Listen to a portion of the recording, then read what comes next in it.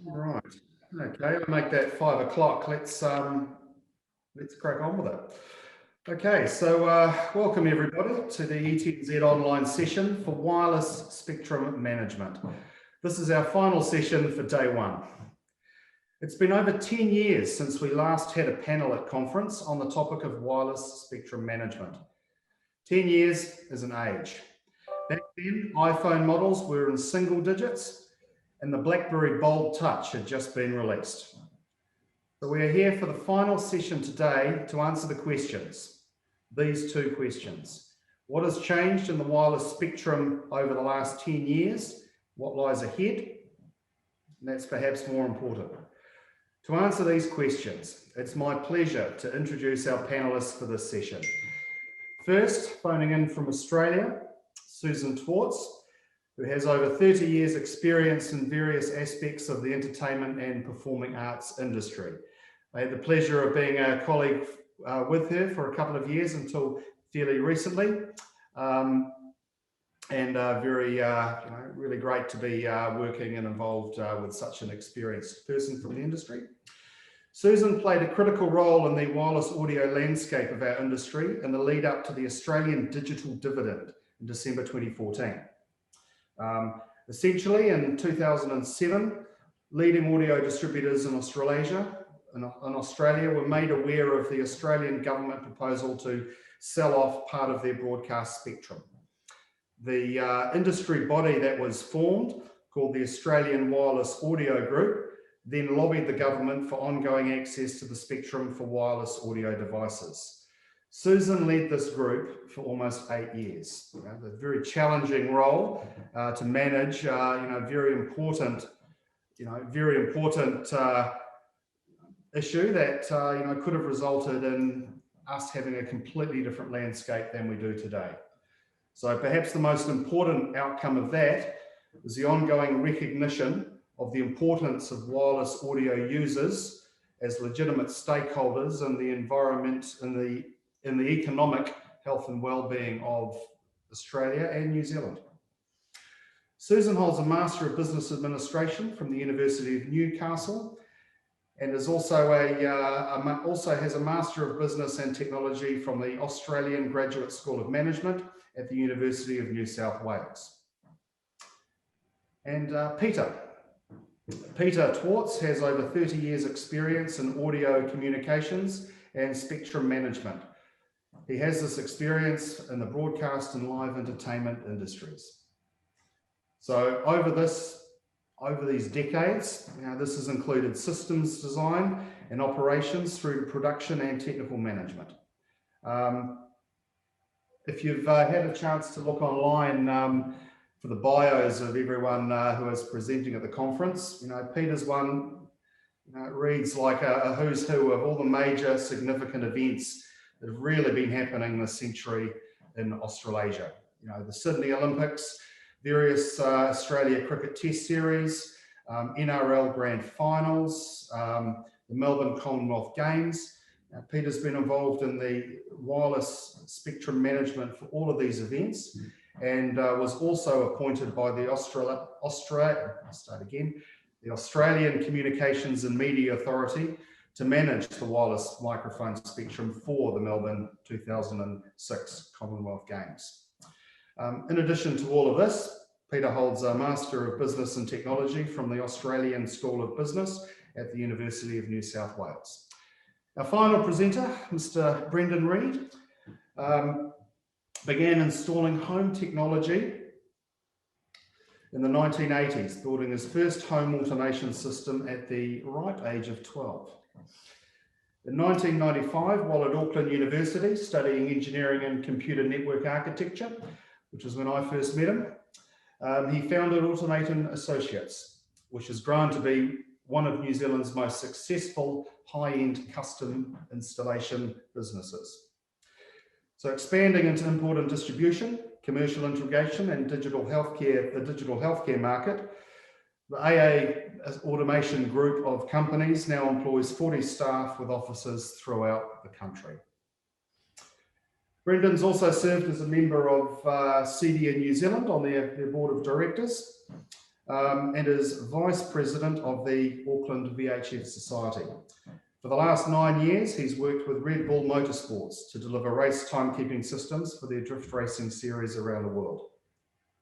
So he's based in Auckland in New Zealand, and if you can't find him at the local with various friends, he'll be tinkering with alternative energy projects in his shed. Brendon has a Bachelor of Science, Diploma of Engineering, and is a founding director of AA Group. So without further ado, I'll leave it to you guys. Hi, everybody. Hello, everybody. Hi, welcome. And okay, just to kick off, we're going to talk about wireless spectrum management. What is it and why do we need it? And my screen is not going forward. On the larger events these days, we're using devices with differing technologies. We're more and more moving towards data. Wireless audio is key to all of these things with wireless microphones, UHF two-ways, and RF cameras. On any large job, you'll find all of these things present, and they're all conflicting, wanting to use what is very, very scarce resource these days. As I just said, spectrum is limited in scope and it's a scarce resource, and successful events rely on successfully managed spectrum. Now, at this point, it's really important to differentiate between spectrum management and spectrum coordination. Spectrum coordination is really what Peter and I particularly finding happens on an informal basis, where you'll get various stakeholders on a music festival or a show or something saying, I'm going to be using these frequencies and I'm going to be using these frequencies, and they all just send an email out to each other, and you kind of pick what you can and work within that scope. Spectrum management takes it to another level. Spectrum management is coordinating with all of those stakeholders and actually plotting where all of their various devices are going to sit within the spectrum to be used on that day, so that they don't have any issues, no clashes. You can work with intermods and all of those sorts of things as well. It also involves policing at an actual event, running around trying to find who's using something that they shouldn't be using, or in the scenario like we had at State of Origin on Sunday night, we had news crews turn up, and we had a couple of extra news crews that we hadn't anticipated. So we could allocate them spectrum that we knew wasn't going to affect anybody else. Another example of why this is important, and I think Peter is going to allude to this in the part of the presentation that he does, is Firefight, the big fundraiser show at the Sydney Olympic Stadium February last year. It was, there were 367 emails plus numerous SMS calls prior to turning up on site. Now, you could imagine if this was just an event that was coordinated, there wasn't somebody actually managing the whole process, what sort of chaos would have ensued if it hadn't been managed reasonably well. And so as more and more jobs become more complex, informal coordination carries risks. You get disturbances in your transmission, whether it's from your cameras or your wireless audio doesn't carry through. And if someone's actually come here to see an artist, then they want to be able to hear the artist and those sorts of things. So essentially, spectrum management is becoming a new form of insurance on large events. I'll hand it over to Brendon and Peter now to talk about some of the resources that are available to you and what to do if you get into a bit of a pickle. So Peter, do you want to start with your tools? Oh, you're muted, Pete.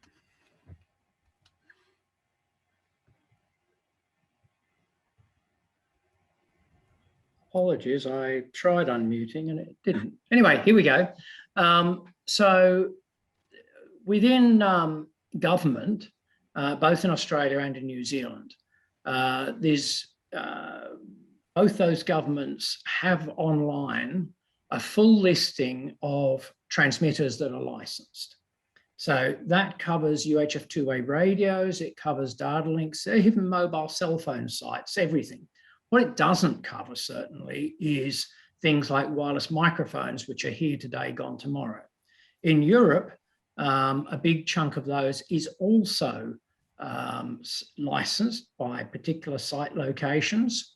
There's a block of spectrum for what we jokingly refer to as the great unwashed, but all the professional users take out a license. That's not true in New Zealand or Australia. They're both class licensed in Australia and something similar, I can't remember the correct word for it, in New Zealand. So that's a good resource. So if you're trying to work out something in UHF two ways or anything like that, jump on the government website, put in the site where you're going to be, search out what's going to be at that location. Equipment that you can use to spectrum scan. I use a couple of different devices. There's a thing called an RF Explorer, which is like this. This is a few $100s.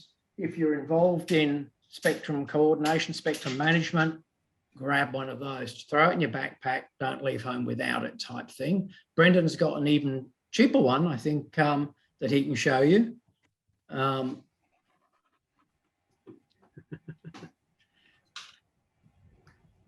Yep. And then you get this sort of device, which comes in a whole different price category. What does it do that the cheapie doesn't do? Not much, except it's calibrated, which means if you end up standing up in a court of law, the answers you can read from that are considered evidence, whereas the answers you read from a cheapie aren't. But, you know, if your purpose on life at the time is to try and find out whether the spectrum at a particular point is clear or not, they both tell you the answer, go, no go. So from real low cost ones, mid cost ones, or real pay the money ones are all there. The one I use a lot is this Shure Accent Spectrum Manager, which is in the rack behind me. And the reason I do that is because it's integral with the Shure network. If you're using a lot of Shure microphones, that's great. And it gives you an absolute log file that I'll show you a bit later when we do a screen share, where you can scroll back in time and see a peak response. When did it appear? Was it there just for a few moments, or has it been there for a longer time? Understanding your spectrum and knowing what's going on is critical to being able to manage well. Yeah, Peter, and I think it's probably also important to mention that, you know, a lot of people in the audience here won't actually have any hardware. And one of the things I often say is a problem is much more easily solved if you have the tools to visualize what's actually going wrong. And to be there with a piece of RF equipment or radio gear and like, there's something going wrong, but I don't know what it is. You can try swapping for a different battery, swapping for a different transmitter, a different receiver, but without seeing what's going on, you're kind of blind. And it took me a few years to figure out that it's not too expensive to get involved in. The piece of hardware I held up it's $40. It doesn't cost much to get started. And I think it's really about the number of times you have to do this and the value of getting it wrong as to how much you spend down this list here from what starts with my unit at $50 and how much is your Roden Schwartz? About 20,000. Right. And of course, there are alternatives to owning it yourself. You can go out and rent it. You can get people in to help you with it. But if you've got one in your bag, there's nothing like being able to quickly plug it into your laptop and get some quick answers as to what might be going wrong. So, yeah. I mean, yeah, very much. Sue mentioned the difference between spectrum management and spectrum coordination, and she mentioned the firefight event that we did last year. That was very definitely a spectrum managed event. There were so many stakeholders all using a crazy amount of wireless. Interestingly, that was Queen's stage, the band Queen. They performed in the stadium the night before. Now, the night before didn't need spectrum management. There was only them. There was no broadcaster. There was no hospitality suites. There was no radio stations. It was just Queen playing a show. It was a big show, 80,000 people in the audience, but it was just a show, one of their many shows annually. They came in, they set up, they did some scans, they checked what the spectrum looked like, they chose some frequencies, life was sweet. Exactly the same RF environment the following day, but with so many more stakeholders all bringing wireless in. Somebody needs to stand in the middle and say, okay, everybody, tell me what you need and I'll work it out. And that's fundamentally the key to spectrum management as opposed to spectrum coordination. There is just so much to manage, so many stakeholders, all of whom believe they've got the right to do whatever they need, and all of whom need to do what they need to do, but everybody's got to do something that works in conjunction with everybody else. I can't stress again enough, and I have to do it with clients all the time, that there is only one spectrum. We all have to share it. If you think in terms of a broadcaster or a sound company or whatever, they're very used to going, oh, I'll just run another fiber or just run some more cables or whatever. We need more. Yeah, okay, just run more, go ahead. But when it comes to wireless, nobody can create more spectrum. It's a finite resource. We are all sharing it. Just because you're the broadcaster or just because you're the PA company doesn't mean to say you've got something that's yours that everybody else can't use. It's the one.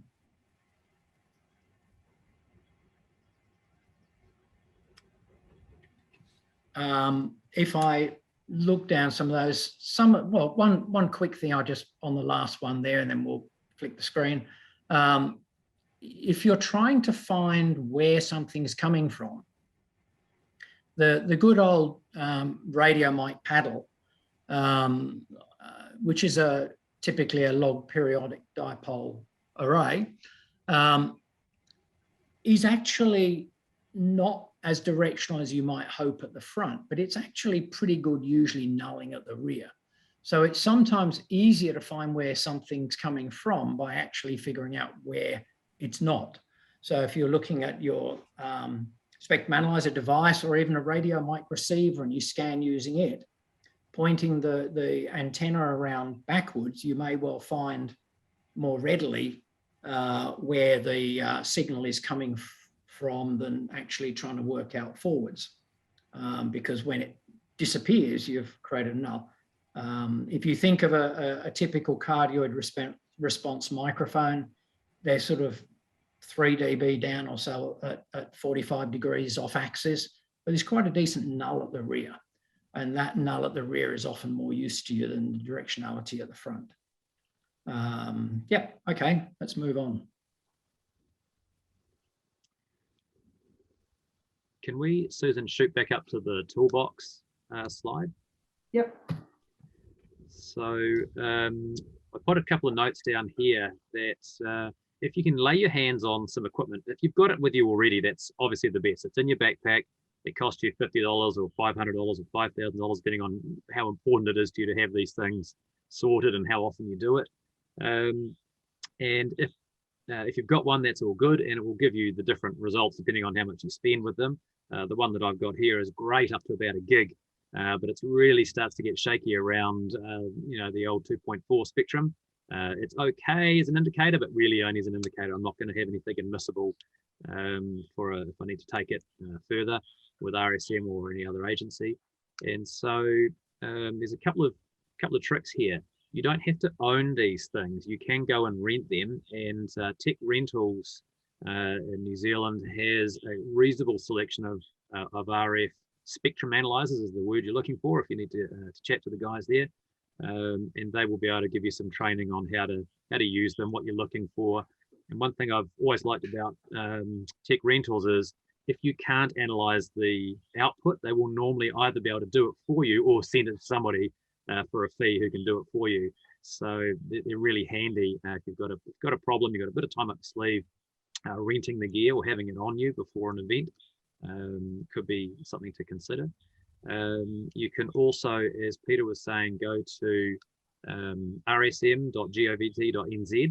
If you click in the top right-hand corner of that web page, you'll see a link to all frequencies in New Zealand, and you can type in the frequency that your rogue frequency, and you can find out is it something that is supposed to be there, or is it truly a rogue frequency, and then you have to deal with shifting frequencies or trying to mitigate those issues.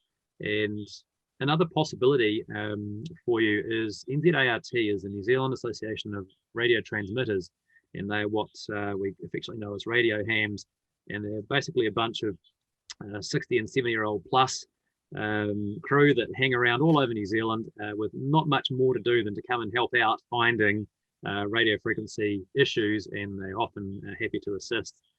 Given a little bit of notice and a cup of tea, you can often get them along with some reasonable gear to do what they call fox hunting, which is finding the location of a transmitted source using triangulation, and love nothing better than to hunt that kind of thing down. So there's a bit of a resource there, and there will be one in your town, no matter where you are. There'll be at the RSA. So yeah, a couple of tricks there. I carry one on me. I rent the good stuff when I need it. I bring in the experts when I'm really stuck.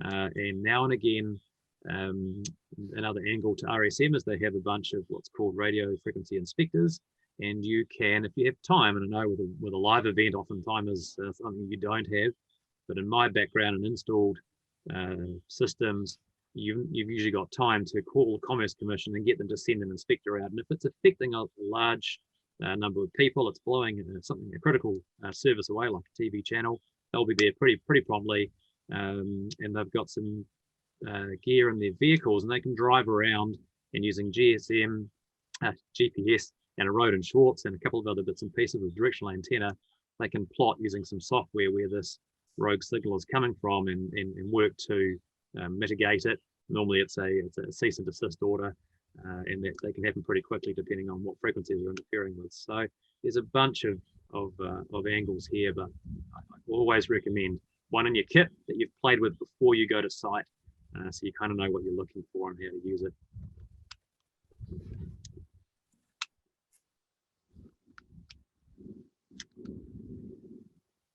So what does the future hold? As we've said, it's a limited resource. It's becoming an increasingly scarce resource as more and more devices are put onto the wireless spectrum. Wireless audio in particular, for the entertainment industry, has benefited from fitting in around free-to-air broadcast television. But as we know, this is has its own demands being put on it as more and more people move away from free-to-air broadcast onto streaming and satellite services and things like that. Australia and New Zealand are also noted as technology makers. Major markets being North America and Europe are selling off more and more free-to-air TV spectrum, so wireless audio devices have to be made to suit them. Because New Zealand accounts 4.25% of global GDP, and Australia is about 1.7%. In tin tax, from an Australian perspective, we had a green paper submissions to that finalised in March, where the government is implying that they're now moving the free-to-air TV broadcasters out of the 600 megahertz band, wanting them to move down to 500, which when we did it prior to 2014, we moved from 700 down to 600 and 500. And now they want the broadcasters to move down to 500. And that's great because, you know, we've got to share this particular scarce resource, but the problem will be that there won't be anything left for wireless audio devices to fit in and around all of the TV stations. So we've got to work with government and the manufacturers to ensure that we have a product that is going to work for us, and there will be the spectrum to do that. If you haven't done so, join your peak industry body. This is important because they can represent you, the user, at a government level and help with your lobbying and providing the information. It's important from that perspective also that they know how much you spend on your devices and what your income is, because money talks. Whenever they are talking to the government about the value of spectrum to people, it's not how much the microphones are worth, it's the economic impact of how they are used. When we did this for the 700 megahertz digital dividend, I don't have the numbers off the top of my head, but in order of magnitude, a microphone, say, the price of a microphone was roughly, in the first instance, the economic impact was up more than 7 times the value of the microphone over its life. And that is only when you are talking about, say, a microphone being used in theatre. When you look at wireless audio devices used in other places like gymnasiums, schools, libraries, museums, and all of those sorts of things, the number gets a lot larger. So it can be up to 20 times the value. Plus, you know, you look at the value of those market sectors within the New Zealand economy. Tourism is one of your biggest economic inputs. How would tourism be affected if you don't have access to wireless audio devices? So this is why it's incredibly important that you guys play your role talking when ETNZ or other peak industry bodies need to know some information. Please help them and join them in doing this. It is going to be more and more important from that perspective in lobbying government, but there will also be new technologies, because this has already happened in North America and Europe. They are facing the same sorts of problems, so there will be new technologies being researched by your manufacturers. I think that's the end of our presentation. Over to you, Phil. If there are any questions there for the panelists at all, type them quickly into the Q&A and we'll see if we can get an answer for you. Anyone's got anything? Peter, do you have any waterfalls you can share with their attendees? Yeah, and I'd just say if there's anybody who joined us expecting a training session on how to use any of the software products that do this, apologies, that was not actually the intent. The intent was very much about how to do wireless management. And absolutely, there are some very good software tools. Personally, for many years, I've used Shaw's Wireless Workbench as the basis. It's a free product, so I'm not commercially plugging something, but do download it and use it. And if you choose to, on our website, you'll find as a case study what we did for Wireless Workbench, for Firefight last year, the show files, the files I'm about to show you, waterfall type things, the log files, we put it all up there as a case study. So you're welcome to download those and run them locally. But let me just share the Workbench screen that I've got here. And while Pete's sharing that, that's prm.com.au. Yeah, so this is Wireless Workbench. As you see, I've got a couple of files here on the side.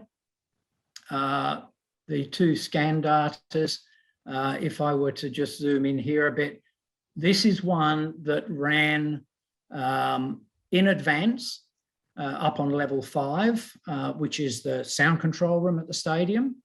So you can see background noise here. If I scroll up and down, there's no evidence here of TV channels, but nothing terribly 35, 36, 37, 38, 39 are the ones in use there. And then we get down here into UHF two-way radios, which during the week when I did this scan ahead of anybody moving in were large as life because they could just be driving past or in general usage in the area. Whereas there's really no radio mics in use here. If I change this to a different scan I did, this was during the middle of the afternoon during the event. You can see lots of the markers that I have identified as likely to be used are in fact in use. So if I just take that one in, this was one of the on-stage in-ear monitors, in-ear monitor number 10 on the A system, and here's one from the B system. They ran an A-B flip-flop on stage to accommodate changeover of bands. So you can see, yep, that was there. I'm just going to try and get, I've got, there we go, sorted.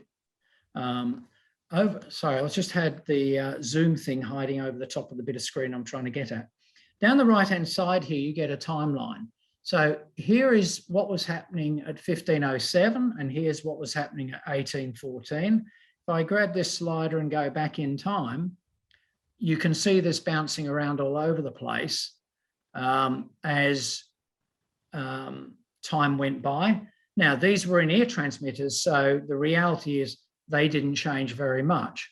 But if I flick somewhere and find some maybe microphones, we might find stuff that comes and goes a whole lot more. Different bands. See that one that just pops up mid-screen, that's one of the acts that came. It was a guitar system. It was therefore got turned on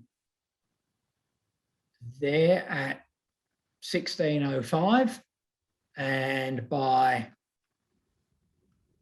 there at 1745 it was off. So this sort of log file is quite helpful to look back on the event because that was one of the bands. There was 28 bands, sorry, 22 bands on during the day. And of those, over half were using a bunch of stage wireless in addition to whatever they were using in the way of vocal mics. But from a management perspective, that means I can look at that, and there's no way can I make 200 radio frequencies in the radio mic spectrum all compatible with intermods. But by taking time zoning into account, for example, I know that that act will arrive at a certain time. They'll unload their gear, they'll set up, they'll turn on. So long as they're on those frequencies, I'm good with that.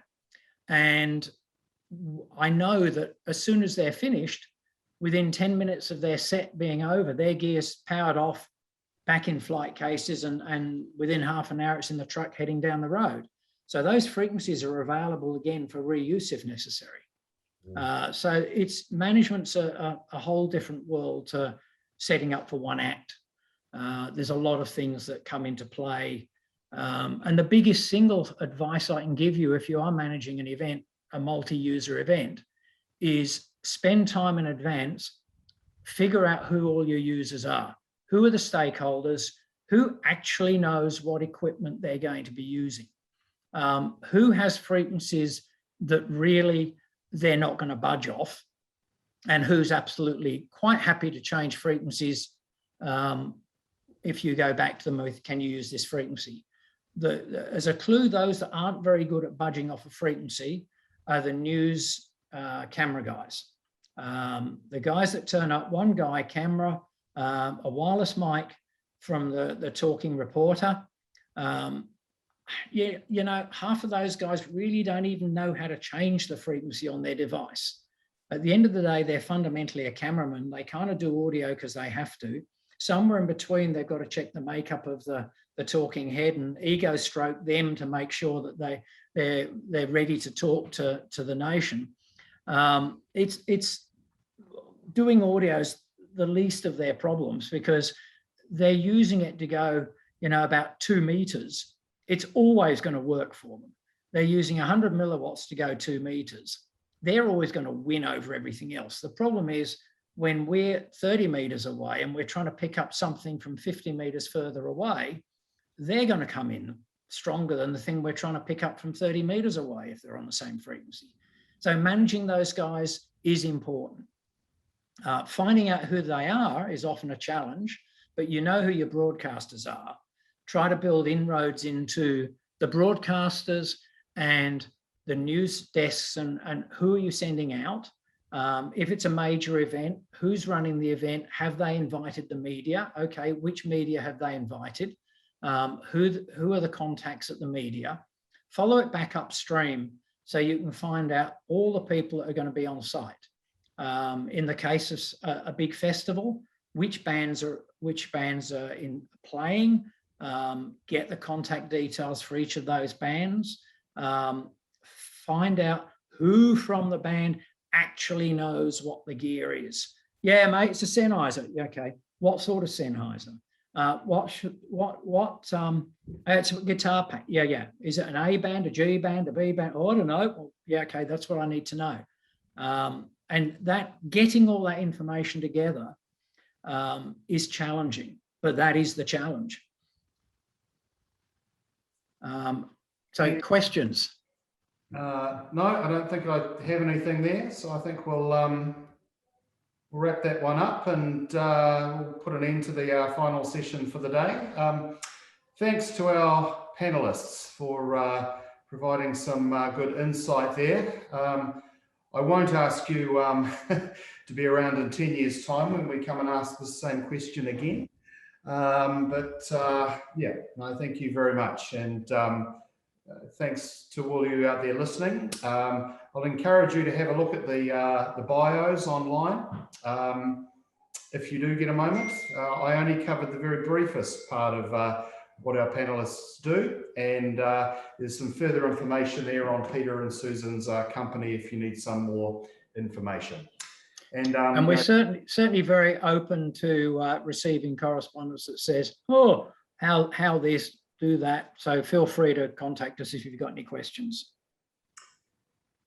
Great, excellent. All right, well, thanks to everyone today, in particular to our providers, Multimedia Systems and Verlo, for assisting us in taking the conference online, and also to our trade show exhibitors who weren't able to present today. But if you get a chance to have a look between sessions, there'll be some advertising run to support them. So I'd encourage you to join back in tomorrow for the second day of the conference. And if you have some free time now, please feel free to jump in on our AGM session, which is now underway in the room next door. So thank you all, and a good evening from Auckland. Thanks, everybody.